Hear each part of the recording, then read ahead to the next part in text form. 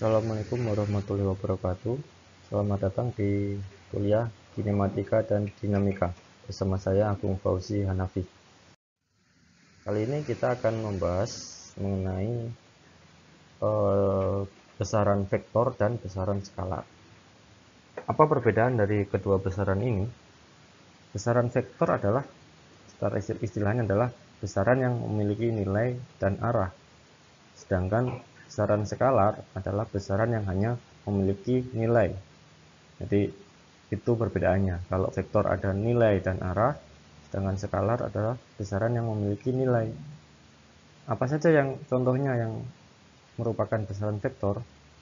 Contohnya adalah misalkan kita berbicara tentang kecepatan. Nah, kecepatan ini adalah salah satu contoh besaran vektor.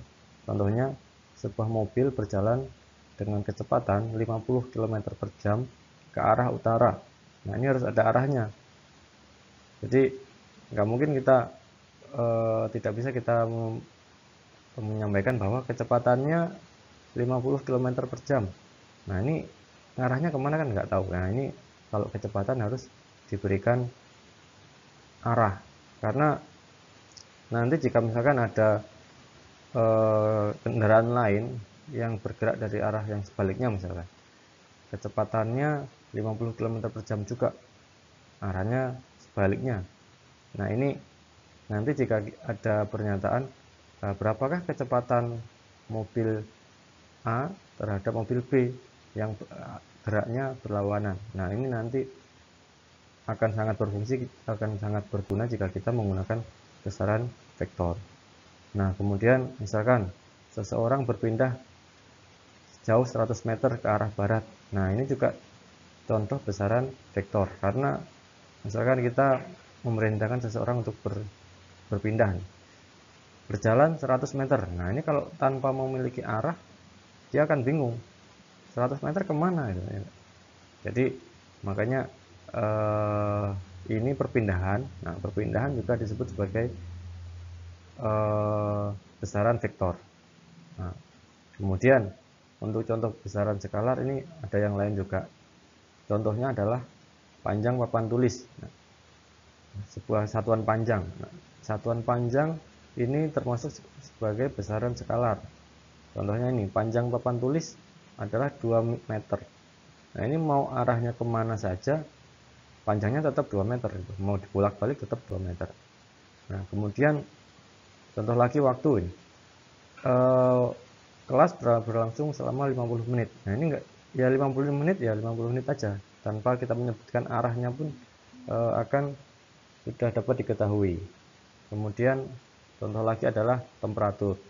Nah, temperatur ya sudah standarnya segitu ya, tidak tanpa kita menyebutkan arah, orang sudah tahu, oh temperaturnya sekian. Jadi seperti itu perbedaan antara vektor dan skalar. Nah, sekarang penulisan vektor.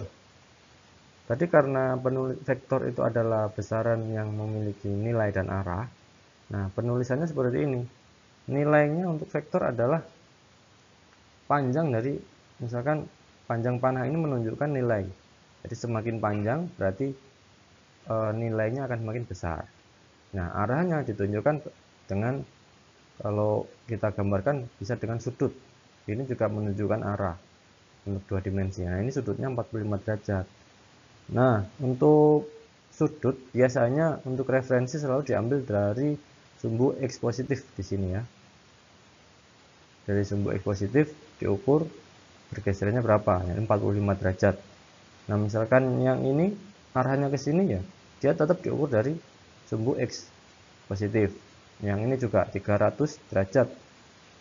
Nah, mungkin bisa juga sebenarnya dia minus 60 derajat, tapi untuk penyebutan vektor lazimnya disebutkan arahnya dari sudutnya diukur dari sumbu X positif. Kemudian tentang operasi vektor. Nah, vektor juga bisa dioperasikan. Nah, misalkan ini adalah asalnya vektor V, arahnya sekian, nilainya sekian, panjang ini. Bagaimana kalau kita jadikan minus? Nah, minus artinya apa? Artinya vektornya berarah, arahnya berkebalikan. Jadi awalnya arahnya ke sana. Nah, kalau kita minuskan artinya dia berbalik arah atau arahnya menjadi 180 derajat. Nah, menjadi arahnya ke sana. Bagaimana jika kita kalikan? Kita kalikan setengah misalnya. Gitu juga nilainya, kalau dikalikan setengah, ini nilainya yang kita kalikan. Nah, arahnya tetap, arahnya sama, hanya panjangnya berubah. Nah, ini kalau kita kalikan vektornya, kalikan setengah atau mungkin kali 2, artinya dia semakin panjang. Nah, ini contoh penjumlahan vektor, ini contoh perkalian vektor. Nah, ini contoh lagi adalah penjumlahan dan pengurangan vektor. Nah, misalkan ada dua vektor, vektor U dan vektor V. Bagaimana jika kita menambahkan vektor U plus V? Resultannya atau hasil nanti disebut sebagai resultan atau hasil akhirnya ya. Nah, resultan dari vektor U plus V itu seperti apa? Kita bisa tambahkan, jadi misalkan vektor U, ini vektor U. Nah, kepala ujung panahnya ada di sini. Kemudian kita tambahkan dengan vektor V. Berarti kita tambahkan ke sini.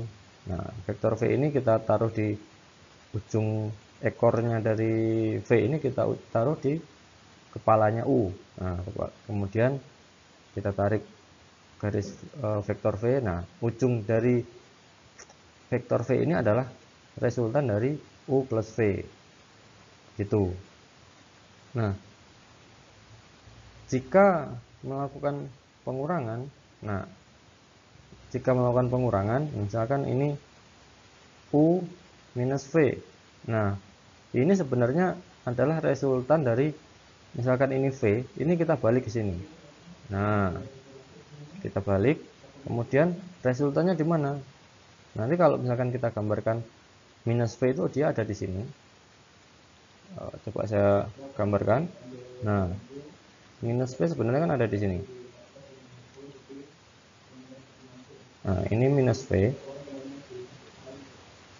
Nah, jika U minus V, berarti bisa kita sebutkan bahwa U plus minus V itu sama saja ya. Berarti vektor U ditambah dengan vektor minus V.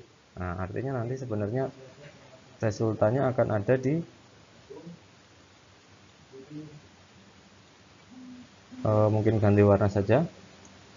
Bisa ganti warna nggak nih?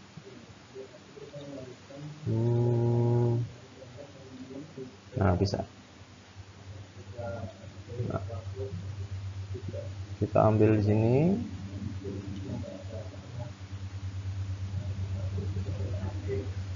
Nah, jadi kira-kira nanti posisinya ada di sini. Ini adalah U minus V. Nah, ini sama kan? Nah, besar dan nilai arahnya sama. Meskipun posisinya berbeda, tapi sebenarnya kalau vektor bisa kita geser ke sini. Ini nilainya, nilai ini dan ini sama. Jadi seperti itu kalau penjumlahan dan pengurangan vektor. Nah, analisis vektor bisa dengan menggunakan metode menggambar. Kenapa dengan metode menggambar? Karena mudah divisualisasikan. Seperti tadi yang saya jelaskan bahwa dengan vektor yang arahnya sudah ditentukan, nanti kita bisa gambarkan arahnya kemana. Jika dijumlahkan dengan vektor yang lain yang arahnya berbeda, hasilnya seperti apa. Nah, itu bisa lebih mudah divisualisasikan. Kemudian namun skala dan sudutnya harus pas. Jadi misalkan kita nantinya menggunakan busur derajat, nah sudutnya harus benar-benar pas. Kalau tidak ya akan menjadi meleset. Kemudian akurasi gambar menjadi kunci utama. Nah, jika kita menggambar dengan manual, maka akan ada kemungkinan kesalahan di situ. Nah, untuk mengurangi kesalahan itu mungkin biasanya dapat juga menggunakan bantuan software CAD. Jadi kita menggambar garis-garis tadi bisa menggunakan software CAD. Artinya bisa lebih teliti lagi. Nah, ini contoh kasus penggunaan vektor. Nah, misalkan saya ada contoh kasus, ini ada pengait. pengait ini ditarik ke arah ini, vektor A ini, gayanya ya, gaya juga termasuk vektor, arahnya ke arah 0 derajat dengan nilai adalah 30 pound. LP itu dibaca pound untuk satuan imperial atau British ya. Jadi untuk kemudian arah B, arahnya adalah 45 derajat dengan nilai 20 pound. Nah, kemudian arah C ini dari sumbu X negatif itu 60 derajat. Artinya dari sini, dari X positif adalah 120 derajat. Nilainya adalah 50 pound. Nah, bagaimana menghitung resultan gaya di atas menggunakan metode gambar? Nah, kita akan menghitung 3 gaya ini sebenarnya bisa kita gantikan menjadi 1 gaya. Jadi totalnya berapa sih dari 3 gaya ini? Nah, kita tidak bisa menambahkan 30 ditambah 20 ditambah 50, 100. Nah, ini tidak bisa karena arahnya akan berbeda-beda. Jadi seperti itu. Jadi kita resultan dari semua gaya ini nanti harus kita hitung sesuai dengan arahnya masing-masing. Nah, ini contoh penggunaan penghitungan vektor menggunakan metode gambar. Nah, caranya seperti apa? Misalkan kita membuat perjanjian dahulu bahwa 1 cm ini adalah nilainya 10 pound. Nah, maka selanjutnya kita akan menggambar satu persatu dari vektor yang kita miliki. Pertama vektor A. Vektor A nilainya adalah 30 pound. Artinya kita menggambar 3 cm. Kemudian vektor B nilainya adalah 20 pound. Kita menggambar panjangnya 2 cm dengan arah sudutnya 45 derajat dari X positif. Sedangkan vektor C adalah nilainya 50 pound. Artinya kita menggambar 5 cm. Kemudian arahnya dari sumbu X positif itu 120 derajat. Atau di sini disebutkan dari sumbu X negatif 60 derajat. Nah, jadi kita gambarkan arah dan nilai yang sesuai dengan ketentuan. Nah, ini ketentuan yang sudah kita tentukan tadi kan 1 cm itu 10 pound. Nah, ini skalanya harus benar. Jadi kalau ini 3 ya 3. Jangan sampai ternyata ini kita maunya 2 pound tapi panjangnya 2,5. Nah, ini harus disesuaikan skalanya karena nilai dan arahnya harus sesuai dengan kasus yang ada. Nah, kemudian kita akan menghitung resultan gaya. Jadi gaya A ditambah B ditambah C, totalnya resultannya seberapa besar dan arahnya kemana. Nah, begini penyelesaiannya. Karena ini adalah operasi vektor, jadi kita tambahkan vektor A. Karena kita tambahkan berarti ekornya si B ini ada di kepalanya si A. Kemudian arahnya tetap, arahnya 45 derajat dari sini, dari X positif. B panjang 2 cm. Kemudian C arahnya panjangnya 5 cm dengan arah dari sumbu X positif adalah 120 derajat atau dari X negatif adalah 60 derajat. Kita gambar 5 cm ke arah sini. Nah, kemudian bagaimana resultannya? Resultannya adalah ekor dari A nanti kita hubungkan dengan kepala di C. Itu adalah resultan dari vektor A tambah B tambah C. Nah, kita gambar di sini. Kemudian kita ukur panjangnya. Ternyata setelah kita ukur adalah panjangnya adalah 6 cm. Jadi panjangnya di sini adalah 6 cm. Kemudian sudutnya berapa? Nah, sudut ini mungkin bisa diukur dengan busur derajat. Jadi nanti pun kalau ada ujian, saya harapkan jika ada soal seperti ini, siapkanlah busur derajat untuk mengukur berapa sudut dari vektor tersebut di gambar kalian.